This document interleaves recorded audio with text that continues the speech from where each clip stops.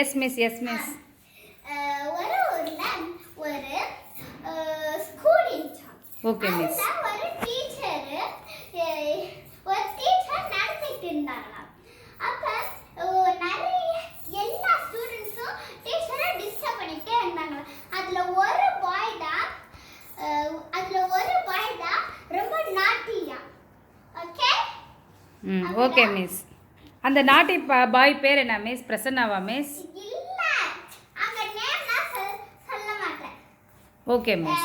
நாட்டி boy name வந்து Noman. Okay அப்புறம்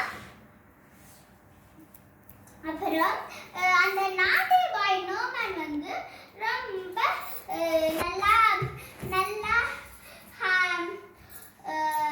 நல்லா அவன் வளர்ந்துட்டோன்னே அவன் ஒரு காலேஜுக்கு போய் அவன் நடத்துறப்ப அந்த சில்ட்ரன்ஸ்லாம் அவனை மாதிரியே நாட்டி பண்ண ஆரம்பிச்சாங்க. Okay miss. அதுக்கு அப்போதான் ஞாபகம் வந்துச்சு, ஓ டீச்சர் இவ்வளோ கஷ்டப்பட்டாங்க நம்ம நாட்டியே இருந்த போது அப்படின்னு அவனுக்கு அப்பதான் தோணுது. அப்புறம் இப்போ டீச்சர் கிடைச்சாங்கன்னா அவங்க கிட்ட நான் போய் காட் மாதிரி வேண்ட போறேன் அப்படின்னு சொல்லிட்டு வீட்டுக்கு வந்தானா.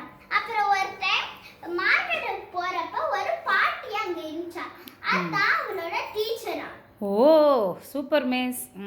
அப்புறம் டீச்சர் அங்க போறப்ப இவனும் அங்கே வந்தாங்களாம். அப்புறம் அவனை பார்க்கறதுக்கு ஸ்கேமா இருந்துச்சா. அப்புறம் அவன் போய் கேட்டானா.